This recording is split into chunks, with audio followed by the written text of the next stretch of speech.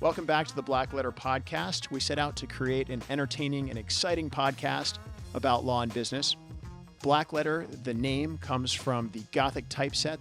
Over time, Blackletter became the only font that English law books were printed in. It made it harder for kind of the common person to understand what the English law books said. Blackletter came to represent something that was law, that was set in stone, that was sort of old and a well-settled fundamental principle of law.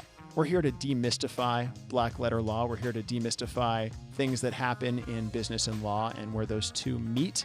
And I hope you have fun listening. Thanks for joining us for this edition of the Blackletter podcast. I'm back with Kevin Goldberg of Greenleaf Medical and Barney Goodman of Dunlap Bennett Ludwig, an attorney for Greenleaf Medical. We're talking with Kevin this week about a challenge he's faced in growing this, I love this, growing this empire. Literally growing this empire. He has one of the 4 cannabis licenses in Virginia, one of the 25 licenses in Pennsylvania, one of the 20 licenses in Maryland, and 10 in Ohio or something like that? We have a dispensary license in Ohio. Dispensary license in Ohio. Only dispensary, unfortunately, but yes. But probably soon to be changed, right? So through perseverance, Kevin's grown this company massively and built out facilities. We heard about that last, and we heard about his company was acquired by a publicly traded company, Columbia Medical Group, I think. Columbia Care. Yes. And so Kevin is in the midst of being a subsidiary of Columbia Care. And this week, we're going to hear about one of the challenges he's faced in creating and growing this company. I got to stop using that metaphor. Sorry about that, Kevin. It's so there. If you could think off the top of your head, 1 or 2 big challenges, and I ask for 1 or 2 because it's such an interesting subject, and I'm sure you've faced more than one, and share with our listeners kind of your thoughts and experiences in both doing either dispensary, growing, or processing. So the 3 things that your company does in multiple states. So this is easy. The biggest challenge has been having the capital necessary to build out our facilities, get operational. Like, we always knew that once we got operational, it was going to be a very profitable business. But building out the facilities costs millions and millions of dollars. We went through a period of time where we were profitable in Maryland, but we were on a timeline to try to get Virginia built out. And frankly, we were running out of money, and it was pretty terrifying. Barney helped us through that time. We ended up, well, it's complicated. We were running out of money. We could not get a loan from any conventional bank because we're cannabis. And I don't think listeners know that necessarily, Kevin, that because the federal law doesn't allow cannabis, you can't get money from any federally insured bank, which is every bank. So yeah, sorry, just wanted to let listeners know that I think that's one of the huge challenge. It's a huge challenge. And at the dispensary level, we're an all cash business. In each state, we find, 1 or 2 banks that are willing to bank our money, but they won't lend us money. They won't give us construction loans. So the only way to finance these companies was through equity. And we were quickly running out of money. We were on a time frame to get Virginia built out. And, we were terrified that we weren't going to have the money to build out Virginia, and we're going to lose that license because the state can take the license back if you don't get it built out within, I believe, 12 months. So, Wow. We had raised as much equity as we could raise. I think we had raised about 15 million in equity so far, but we still needed more. And we ended up, being approached by an entity called Green Ivy, where they offered to lend us money, but at a very high interest rate. When all was said and done, it was probably 17% plus some warrant coverage where they got like 1% of our company in warrants. So it was, a rough deal to swallow. Initially, we went back and forth with them, and we couldn't get them to where we wanted to be. So we ended up doing what's called a REIT transaction, so we owned our Virginia property, and we ended up selling it to a company called IIPR, which is a publicly traded company that does REIT transactions in the cannabis space. And in exchange for that, they gave us, the cash necessary to build out Virginia, and it kind of gave us a little bit of comfort, a little bit of cushioning, but we were still running out of money even after the REIT deal. But that gave us enough breathing room that with Green Ivy, we were able to, negotiate a little harder on the points that we wanted to negotiate. Like, whereas before we would have been desperate, we almost were in a position where we would have to take any deal the lender was willing to give us. We were able to negotiate a little bit more because we got the breathing room through the REIT transaction. Gotcha. So my point is, it's just important to be creative in the ways that you come up with capital. Yeah. Well, I mean, it sounds like that really, I mean, it's hard for me to imagine that you've got to build out an $18 million facility or a $45 million facility with no loans. You literally Yeah, have to do it debt-free straight equity. It's almost unheard of because everything, that Barney or I or other lawyers do for clients always involves at least 50% debt. And that's like a really rich property. And you're going 100% equity every time you walk into a project. So that seems insane. right. And on these REIT deals, we're tied into a long-term lease, I believe a 15-year lease, where our lease payments are several $100,000 a month for the Virginia property. So Wow. it's not a good deal, but it's the deal we had made to get to the point where, we're profitable, and we're highly profitable now. So, And and obviously it all worked out for the best, I guess. At the yes, yes, there was no other way to get there other than, you know, the creative financing we took. And, Barney was really helpful to us in negotiating the transaction with the lender. He helped negotiate us a $10 million line of credit, which, we only ended up drawing down maybe 6 million of it, and only for a short period of time. We borrowed the money at this insane interest rate for about less than a year. Um, and then when we were acquired by Columbia Care, we paid that off. We had to pay some penalty for early payment. But it was essentially a bridge loan at a Yeah. lousy Mhm. interest rate that we had to take in order to, get our business to the next level and get it sold. Yeah, I'm wrapping my head around the fact that you were paying for each $1 million you drew more than $170,000 a year in interest.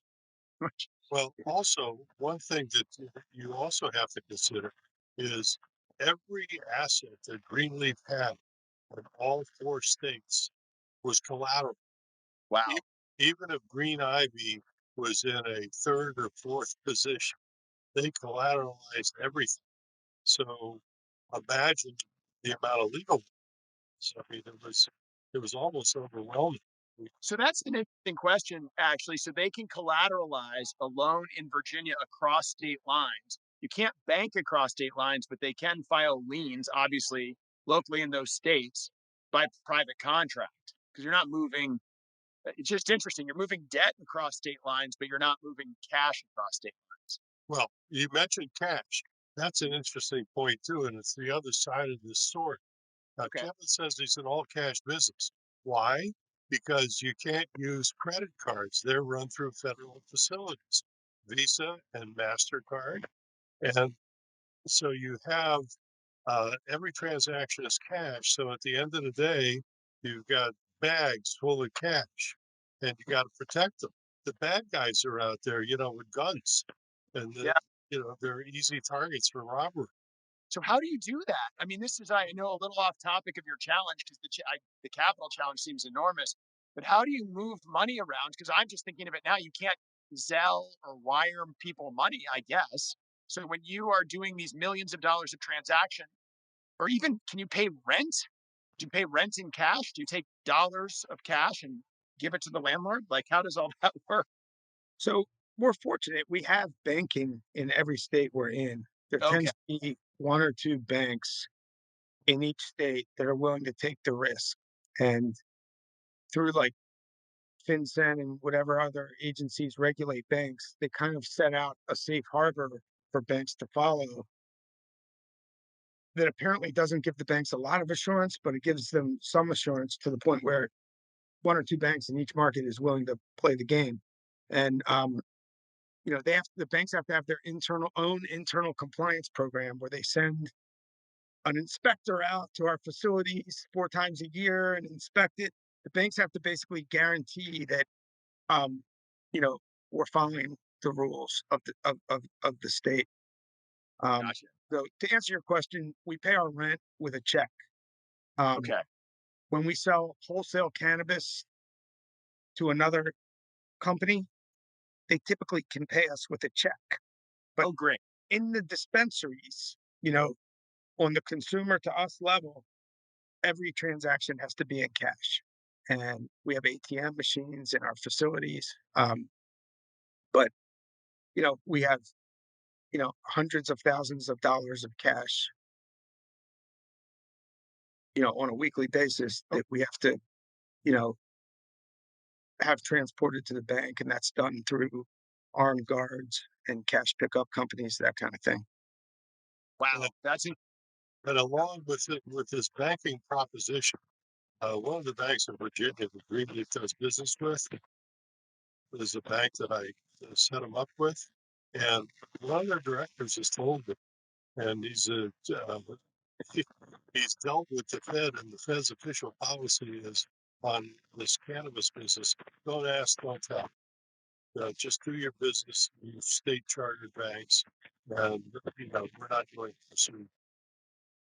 So, Kevin, can I ask, or Barney, if the administration was to change, the federal administration? So right now there's probably a more friendly federal administration in the White House. But if it were to flip, is that going to affect your business directly? Do you think? Well, I mean, we sort of had that. Okay. When we started our business, Obama was president, I think. And then Yep. um, Trump became president and appointed Jeff. So under Obama, we were guided by what's called the Cole memo from the Department of Justice that kind of said they're not going to prosecute state legal medical cannabis companies as long as we don't sell to gangs and sell to kids or anything like that. And as long as we comply with state law, there was no Okay. funding to prosecute in that. So we felt pretty safe there. Then Trump got elected and he appointed Jeff Sessions as the attorney general, and Jeff Sessions withdrew the Cole memo.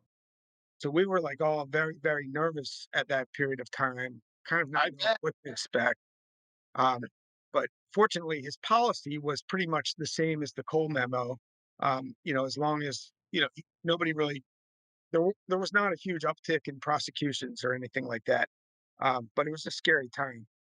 Now, the Justice Department still hasn't like reinstituted the Cole memo, but we feel pretty comfortable.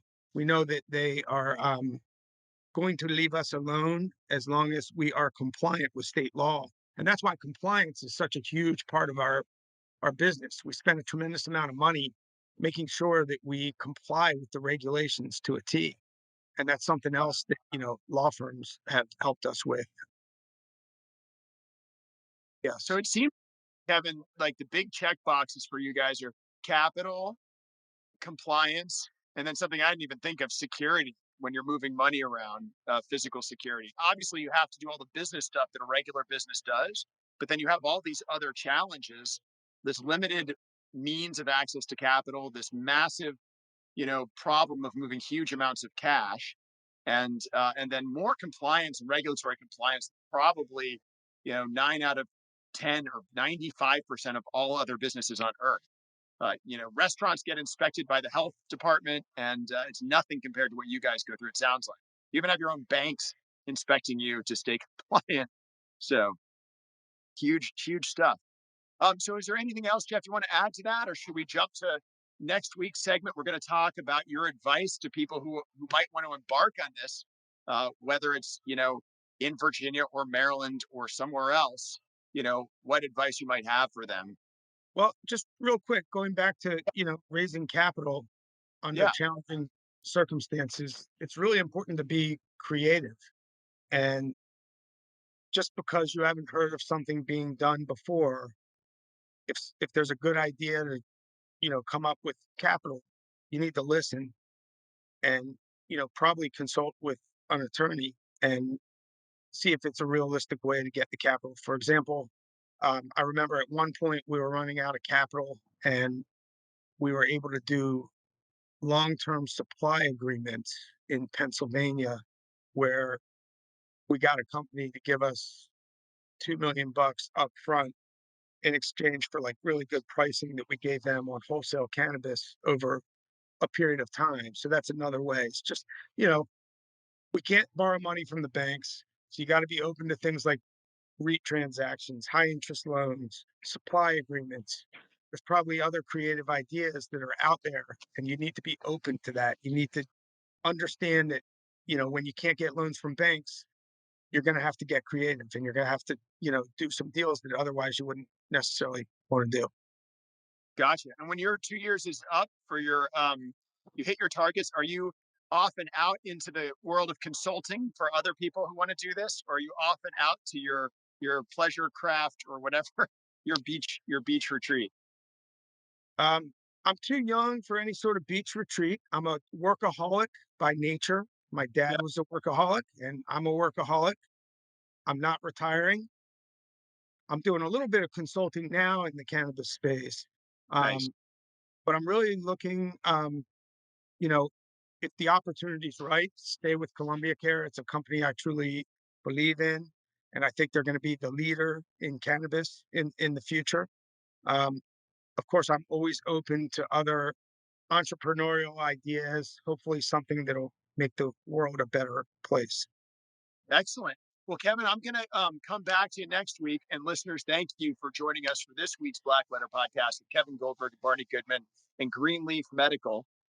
Next week, Kevin's going to join us again with Barney. We're going to talk about his advice to people starting. And he kind of shared with us this week about access to capital that the most important thing is to be creative and listen to ideas, because that is the biggest challenge that he's faced in the space is that you can't get bank loans, you can't get federal money, you can't even move money really across state lines easily.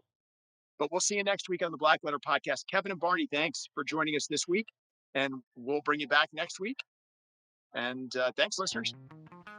That's all for today's episode of Blackletter. Thanks again for listening. Join us next time when we talk about more Blackletter issues in creative ways. Make sure you subscribe to the podcast so you never miss an episode, and check out our website at blackletterstudios.com.